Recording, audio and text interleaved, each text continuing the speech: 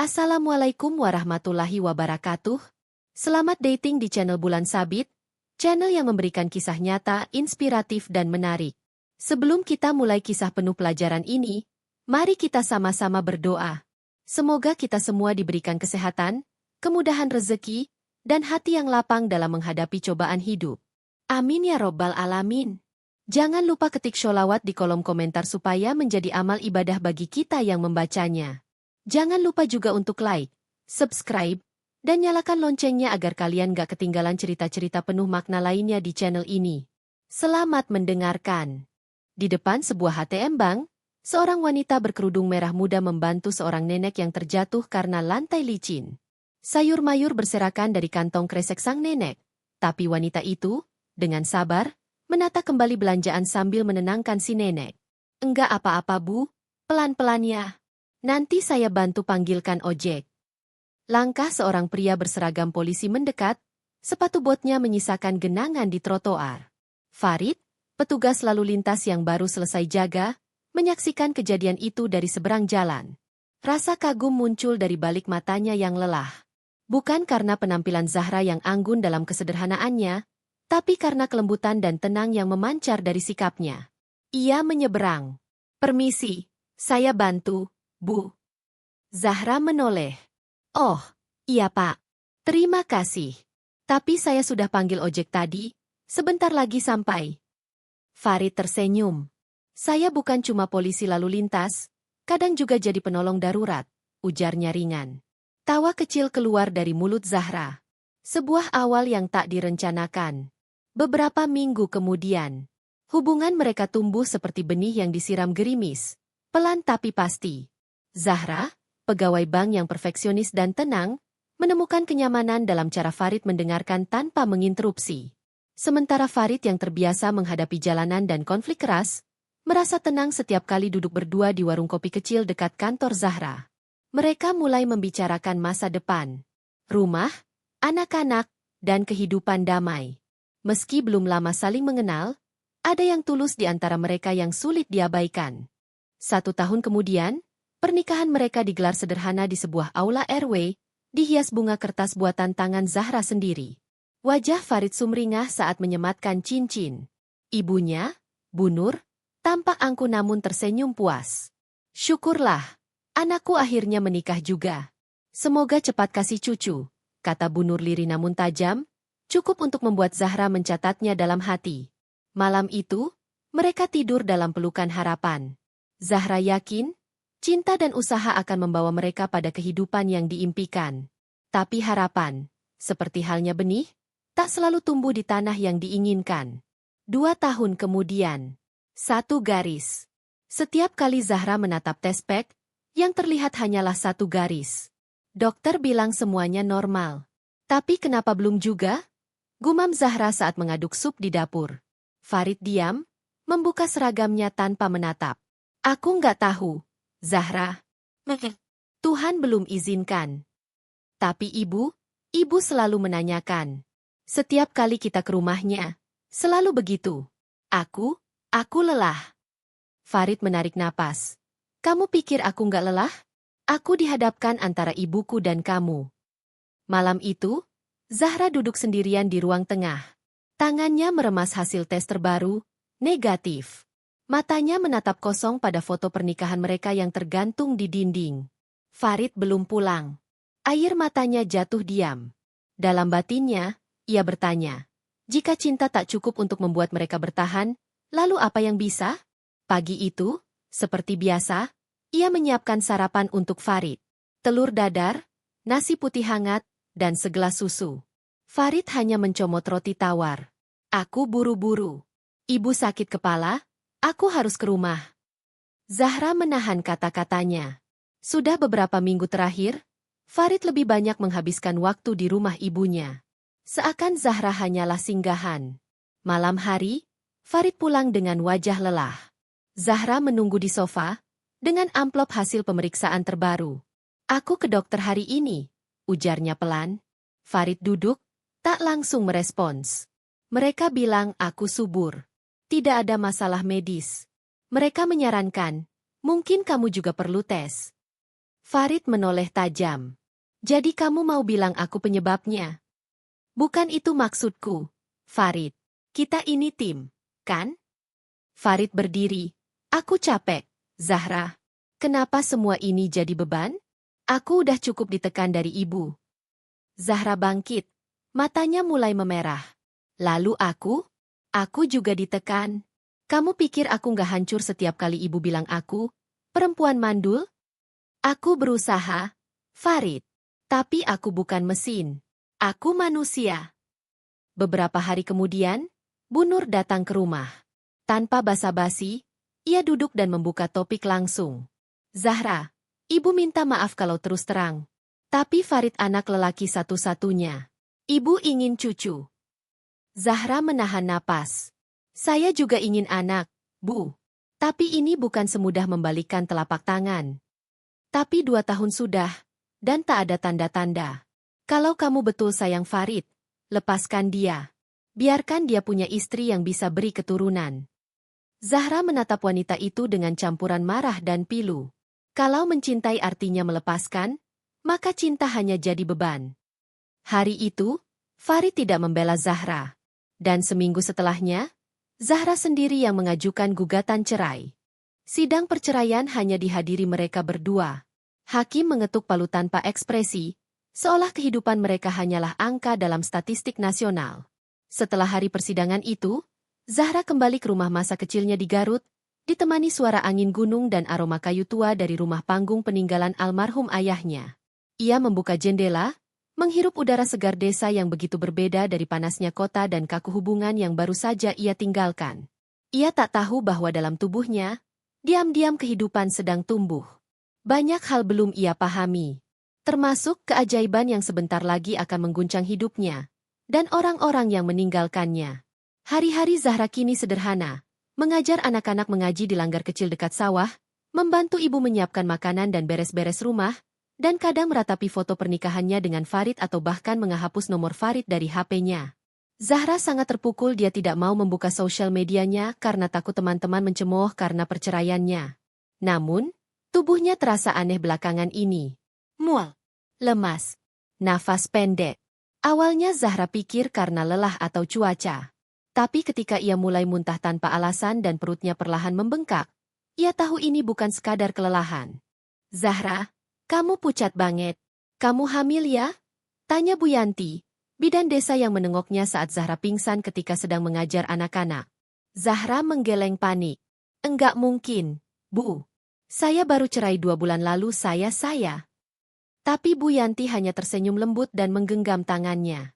Kadang, rezeki datang bukan karena tepat waktu, tapi karena ia tahu kau butuh harapan. Hasil USG yang dilakukan 2 hari kemudian membuat semua orang, termasuk Zahra sendiri, hampir tak percaya. 8 janin. Kembar 8. Semua dengan detak jantung. Semua bergerak. Semua hidup. Kampung geger. Dari warung kopi sampai saung petani, semua bicara soal Zahra. Ada yang bilang dia minta anak ke gunung. Katanya pernah nangis di bawah pohon beringin. Jangan-jangan ini balasan karena dia dikhianati suaminya. Zahra hanya bisa menunduk setiap kali lewat. Tapi diam-diam, ia mulai mencintai suara detak jantung di dalam tubuhnya. Ia berbicara sendiri pada malam hari, memegang perutnya dengan lembut. Kalian tak minta dilahirkan. Tapi kalian datang di saat dunia mengira aku mandul. Berita itu akhirnya sampai ke telinga Farid lewat grup keluarga.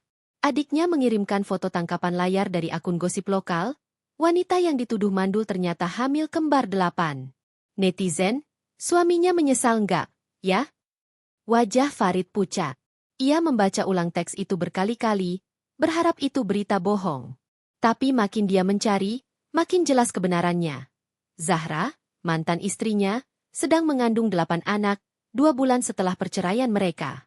Tidak mungkin, bisiknya. Tidak mungkin anak-anak itu. Istrinya yang sekarang belum hamil.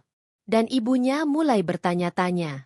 Di teras rumah kayu di Garut, Zahra duduk mengenakan daster biru muda, memandangi bulan yang menggantung di langit kampung. Tangannya mengelus perutnya yang kini kian membesar. Ayah kalian tak tahu kalian ada, bisiknya lirih. Tapi ibu akan buktikan, Cinta tak perlu dua untuk bertumbuh. Farid duduk di dalam mobil dinasnya yang terparkir di pinggir jalan. Matanya menatap layar ponselnya yang masih memunculkan foto Zahra dari artikel daring. Wajah mantan istrinya itu tampak tenang, bahkan bahagia, mengenakan gamis longgar dengan kerudung pastel, berdiri di depan rumah panggung tua sambil memegang perut buncitnya. Zahra semakin kuat. Meski tubuhnya menanggung berat yang luar biasa, ia tampak bersinar. Para warga yang awalnya mencibir perlahan berubah menjadi simpati. Anak-anak yang dulu diajarinya mengaji kini datang tiap sore, menyanyikan lagu sambil mengelus perut Zahra seolah itu adalah lambang harapan bagi kampung mereka. Suatu siang saat Zahra sedang menjemur pakaian, sebuah mobil berplat polisi berhenti di depan rumahnya. Dari dalamnya keluar Farid. Zahra menegang. Matanya bertemu dengan mata pria yang dulu ia cintai habis-habisan, kini berdiri kaku di hadapannya. "Zahra, boleh kita bicara?" tanyanya pelan. Zahra mengangguk, dingin namun sopan. Mereka duduk di bel-bel bambu di bawah pohon jambu air. Aku dengar kabar tentangmu." Farid membuka percakapan. "Tentang kehamilanmu." Zahra tidak menjawab. Hanya menunduk dan menepuk pelan perutnya yang kini tak bisa disembunyikan. Aku?" Farid menelan ludah. "Aku ingin memperbaiki semuanya. Aku ingin kembali." Zahra menatapnya, kali ini dengan sorot mata yang dulu tidak pernah Farid lihat. "Waktu aku masih bersamamu, aku dianggap beban," ucap Zahra, suaranya tenang namun menggetarkan. "Dan kini, setelah aku bawa 8 jiwa di dalam tubuhku, kau datang bukan sebagai ayah, tapi sebagai orang yang ketakutan akan kehilangan." Farid tertunduk. "Aku bodoh. Aku dengar ibu bicara. Aku terlalu tunduk, aku pikir kita nggak akan pernah punya anak. Aku menyerah dan itu salah." Zahra menarik napas panjang. "Kamu bukan menyerah, Farid. Kamu memilih untuk lari." Ia bangkit dari tempat duduknya, menatap pohon jambu yang sedang berbunga. "Kamu boleh datang nanti, melihat mereka. Tapi rumah ini bukan lagi rumahmu." Farid hanya diam. Tak mampu melawan kata-kata yang begitu tegas namun tak menyakitkan, justru menyadarkannya betapa dalam luka yang telah ia buat. 8 janin. 8. Malam hari tiba, Bu Yanti datang tergopoh-gopoh setelah dipanggil warga. "Zahra, kita harus segera ke rumah sakit. Ini sudah waktunya." Zahra mengangguk lemah. Ia tahu ini bukan kelahiran biasa. Tapi tak sedikit pun terlihat ketakutan di wajahnya. Yang ada hanya keikhlasan yang menyala diam-diam. Di saat genting itu, sebuah motor besar berhenti mendadak di depan ambulans. Dari balik helm, Farid muncul, berjaket polisi lengkap, wajahnya tegang. "Ayo, kita pindahkan Zahra ke mobil saya. Saya bawa ke rumah sakit kota. Saya udah hubungi RS Bayangkara. Mereka siap." Tak ada waktu untuk debat. Dengan hati-hati, Zahra dipindahkan ke dalam mobil Farid. Di kursi belakang, Bu Yanti terus mengelus dahi Zahra yang mulai pucat. Rumah sakit itu terang dan ramai. Dokter sudah bersiap di ruang operasi. Zahra langsung ditangani tim medis, dengan perlengkapan khusus untuk kelahiran kembar. Setelah 2 jam, yang terasa seperti seumur hidup, pintu itu terbuka.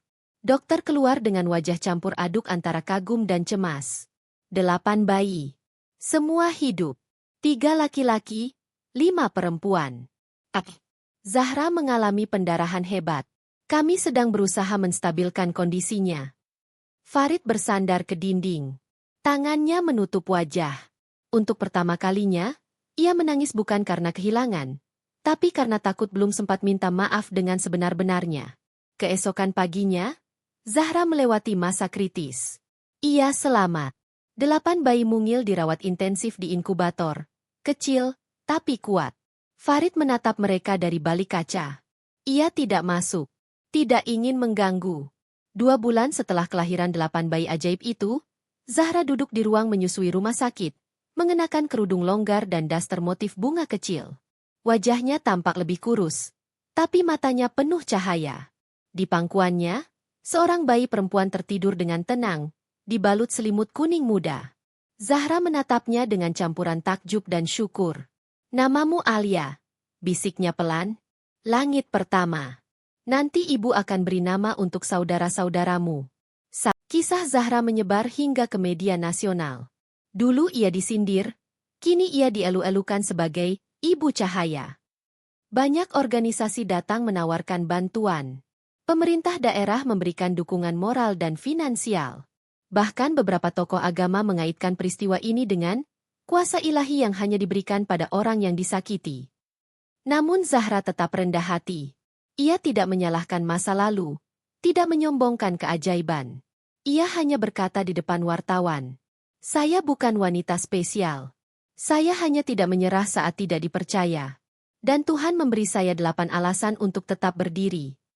Zahra pulang ke kampung setelah 3 bulan di rumah sakit.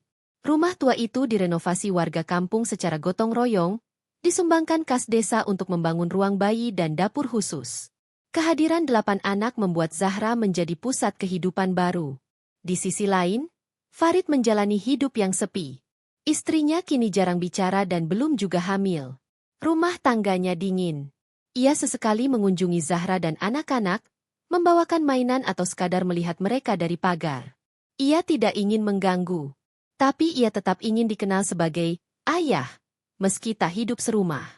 Itulah akhir dari cerita nyata yang dialami oleh pasangan Zahra dan Farid. Semoga kita dapat memetik hikmah dan pelajaran hidup dari cerita ini. Wassalamualaikum warahmatullahi wabarakatuh.